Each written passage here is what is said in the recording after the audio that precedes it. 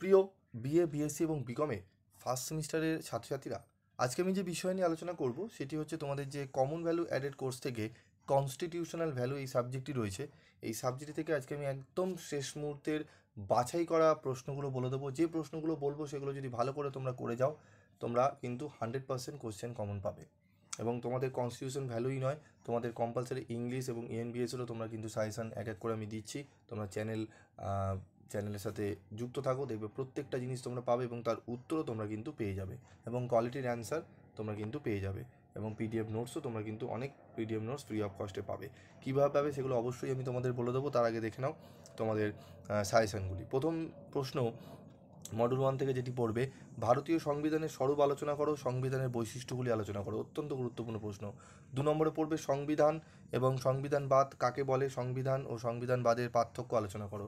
এই দুটি প্রশ্নই কিন্তু আমি অলরেডি তোমাদের উত্তর কিন্তু আলোচনা করে দিয়েছি।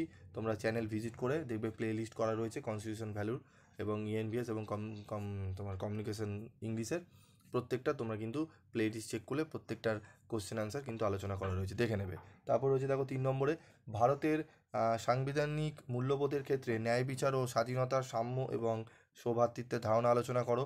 আইনের শাসন বলতে কী বোঝো, আইনের শাসন সম্পর্কে রাইসির অভিমত ব্যাখ্যা করো। ক্ষমতা স্বতন্ত্রীকরণের মূল নীতিগুলি আলোচনা করো। এই 5টি প্রশ্ন যদি এখান থেকে পড়ো, আমি আশা করি এখান থেকেই তোমরা একটি মডুল 1 থেকে যে 25 নম্বরে তোমাদের প্রশ্ন লিখতে হয় সেটি তোমরা অনায়াসে কমন পেয়ে যাবে। এবং এই উত্তরগুলো কিন্তু প্রত্যেকটার 1, 2, 3, 4 প্রত্যেকটার অ্যান্সার কিন্তু আমি অলরেডি আলোচনা করে দিয়েছি। 3 নম্বরটা আলোচনা করা হয়নি, 1, 2 এবং 4 নম্বরের সেই ভিডিওগুলো তোমরা অবশ্যই দেখে নেবে। তারপর দেখো রয়েছে ক্ষমতা, আচ্ছা এটা গেল। আচ্ছা আরেকটি প্রশ্ন মডুল 1 থেকে যদি চাও পড়ে রাখতে পারো, যারা একটু পড়তে চাইছো, ভারতীয় সংবিধানের প্রস্তাবনায় গণতন্ত্র বা প্রজাতন্ত্র সমাজতন্ত্র শব্দটির অর্থ ব্যাখ্যা করো।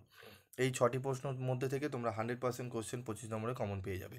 তারপর দেখো রয়েছে আমাদের মডেল 2 থেকে সংবিধানের 51A বা 51 ক নম্বর ধারায় মৌলিক কর্তব্যগুলি উল্লেখ করো। মৌলিক কর্তব্যের তাৎপর্য আলোচনা করো, এর সমালোচনা আলোচনা করো। এই দুটি প্রশ্ন অবশ্যই খুব ভালো করে পড়বে। এই দুটি পড়লে আশা করি তোমরা 25 নম্বরে কমন পেয়ে যাবে। এর সাথে আরেকটি প্রশ্ন করে রাখবে, ভারতের সংবিধানের মৌলিক কর্তব্যের আইনি মর্যাদা বিশ্লেষণ করো।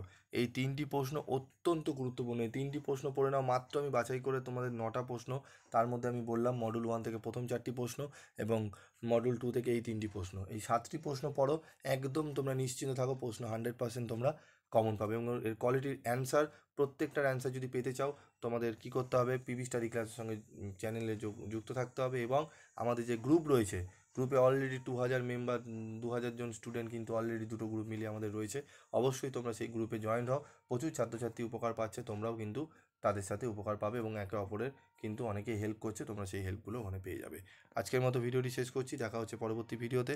সকলে ভালো থাকবে, সুস্থ থাকবে এবং অবশ্যই পিবি স্টাডি ক্লাসের সঙ্গে যুক্ত থাকবে।